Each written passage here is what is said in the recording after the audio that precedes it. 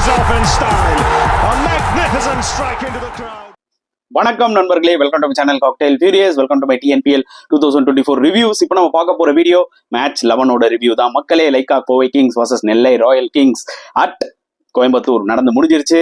இதுல Lyca Kovai Kings வந்து பாத்தீங்கன்னா சும்மா தரமா 9 விக்கெட் வித்தியாசத்துல வின் பண்ணிட்டாங்க. கம்ப்ளீட்டா டாமினேட் பண்ணிட்டாங்கன்னு தான் சொல்ல முடியும். டாஸ் வின் பண்ணி போலிங் எடுத்தாங்க லைக்கா கோவை கிங்ஸ். அண்ட் நெல்லை வந்து பாத்தீங்கன்னா 167 தான் போஸ்ட் பண்ணாங்க. விச் ஐ தாட் இது ஒரு பெட்டர் பேட்டிங் விக்கெட்ங்க. டெஃபினட்டா அவங்க வந்து 185 190 அடிச்சிருக்கணும். And captain Arun Karthik, Nellai captain, அவர் வந்து பாத்தீங்கன்னா நல்லா பாசிட்டிவா ஸ்டார்ட் பண்ணாரு. 47 அடிச்சாரு. அண்ட் எதுக்காக பேட்டிங் ஆர்டர் சேஞ்ச் பண்ணாங்கன்னு தெரியல. நம்பர் 3ல வந்து பாத்தீங்கன்னா இதுக்கு முன்னாடி அஜிதேஷ் விளையாடிட்டு இருந்தாரு. ஓகேங்களா, எதுக்காக அவங்க சடனா வேற ஒரு பேட்ஸ்மேன் நம்பர் 3, அந்த பேட்ஸ்மேன் 29 ரன்ஸ் 20 பால்ஸ் அடிச்சு கொடுத்துட்டு போயிட்டாரு, அது வேற விஷயம். பட் அஜிதேஷ் வந்து பாத்தீங்கன்னா நம்பர் 3ல சூப்பரா விளையாடிட்டு இருந்தாரு கன்சிஸ்டன்டா. சோ தேவையில்லாத ஒரு பேட்டிங் சேஞ்ச் பண்ணாங்களோ அப்படின்ற மாதிரி அந்த டைம்ல எனக்கு தோணுச்சு. And last match hero Surya Prakash, அவர் வந்து பாத்தீங்கன்னா அந்த மேட்ச்ல பெருசா ஒன்னும் அடிக்கல. இம்பாக்ட் பிளேயரா வந்தாரு, ஆனா பெருசா ஒன்னும் இம்பாக்ட் கொடுக்கல. நிஜமா அவங்க மிடில் ஆர்டர் பயங்கரமா ஸ்ட்ரகிள் ஆயிட்டாங்க. ராஜகோபாலும் வந்து பாத்தீங்கன்னா சீக்கிரமா அவுட் ஆயிட்டாரு. அண்ட் லாஸ்டா வந்து சோனு யாதவ் ஒரு கேமியோ விளையாடினாரு பாருங்க. 46 ரன்ஸ் 5 6 அடிச்சாருங்க. அது சரியான நாக்கு. கடைசியில அவர் அடிக்கலன்னு வச்சுக்கோங்களேன், டெஃபினட்டா 167 கூட அடிச்சிருக்க மாட்டாங்க நெல்லை. They would have struggled to even reach 150. எனக்கு என்ன ஆச்சரியமா இருந்ததுன்னா, நல்ல பேட்டிங் விக்கெட்ல ஏன் இவ்வளவு பேட்ஸ்மேன் ஸ்ட்ரகிள் ஆறாங்க. சோ இது ஒரு பெரிய ப்ராப்ளமாவே இருக்கு நெல்லைக்கு இந்த சீசன்ல. ஏன்னா ஓப்பனர்ஸ் கொஞ்சம் அடிச்சு கொடுத்துறாங்க. எஸ், ஒரு மேட்ச் ராஜகோபால் வின் பண்ணி கொடுத்தாரு மிடில் ஆர்டர்ல. பட் ஸ்டில் அவங்களோட மிடில் ஆர்டர் பேட்டிங் வந்து பாத்தீங்கன்னா கொஞ்சம் ஸ்லோ டவுன் ஆயிடுறாங்க. அதுதான் ஒரு மிகப்பெரிய கன்சர்னா இருக்கு ஆக்சுவலி நெல்லைக்கு இந்த சீசன்ல. பொறுத்து வந்து பார்க்கலாம் ரிமைனிங் மேட்சஸ்ல என்ன பண்ண போறாங்கன்னு சொல்லிட்டு. பட் இந்த பக்கம் நீங்க கோவை கிங்ஸ் போலிங் எடுத்துக்கிட்டீங்கன்னா, முகமது சூப்பரா போட்டாரு, 2 விக்கெட்ஸ் எடுத்தாரு. இம்பார்ட்டன்ட் விக்கெட் அருண் கார்த்திக் எடுத்தாரு. அண்ட் ஷாருக் கான் இந்த சீசன்ல பேட்டிங்ல கலக்குறாரோ இல்லையோ, போலிங்ல மாஸ் காமிக்கிறாருங்க, அதுல பேச்சே கிடையாது. அவரும் 2 wickets. And M Siddharth and Chaturved, அவங்க 2 பேருமே வந்து பாத்தீங்கன்னா ஓரளவுக்கு டீசெண்டா போட்டாங்க. அதாவது 4 overs 27 ரன்ஸ் 1 விக்கெட், ஒரு மாதிரி எக்கனாமிக்கலா போட்டாங்கன்னு தான் சொல்ல முடியும். அண்ட் சேசிங்ல சாய் சுதர்ஷன் இந்த மேட்ச்ல வந்து பாத்தீங்கன்னா லைக்கா கோவை கிங்ஸ் விளையாடினாரு, தமிழ்நாடு ஸ்டார். பட் பெருசா எதுவுமே இம்பாக்ட் கிரியேட் பண்ணல. 8 ரன்ல அவுட் ஆயிட்டாரு, செம பால் போல்ட் ஆயிட்டாரு.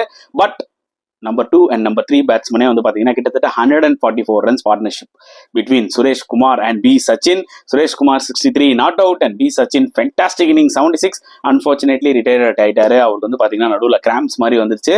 அண்ட் இந்த பார்ட்னர்ஷிப் பயங்கரமா போயிட்டு இருந்தது. அதாவது பேச்சே கிடையாது. நெல்லை போலர்ஸ் வந்து பாத்தீங்கன்னா எங்க போட்டாலும் அடிக்கிறாங்க.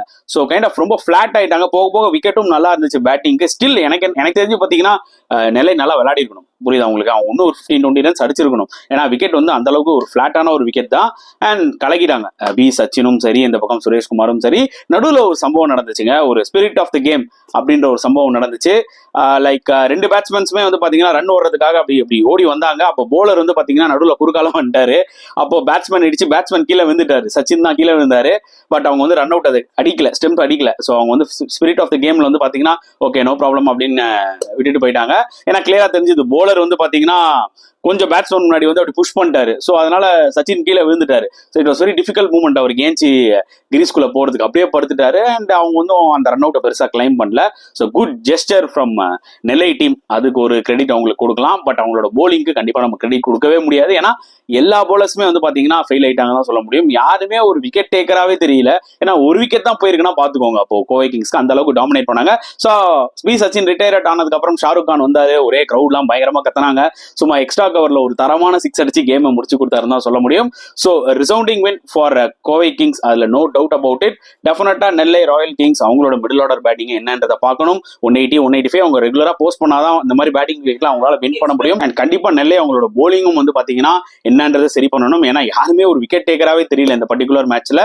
அண்ட் பொறுத்து வந்து பார்க்கலாம் ரிமைனிங் மேட்சஸ் எப்படி போக போகுதுன்னு சொல்லிட்டு. ஸோ இந்த மேட்சை பத்தி நீங்க என்ன ஃபீல் பண்ணீங்கன்றத மறக்காம கமெண்ட் செக்ஷன்ல போட்டுருங்க. இந்த வீடியோ பிடிச்சிருந்தா லைக் பண்ணுங்க, ஷேர் பண்ணுங்க, முடிஞ்சா சப்ஸ்கிரைப் பண்ணுங்க. ஸோ நெக்ஸ்ட் வீடியோல பார்க்கலாம் ஃப்ரெண்ட்ஸ். Until then, bye.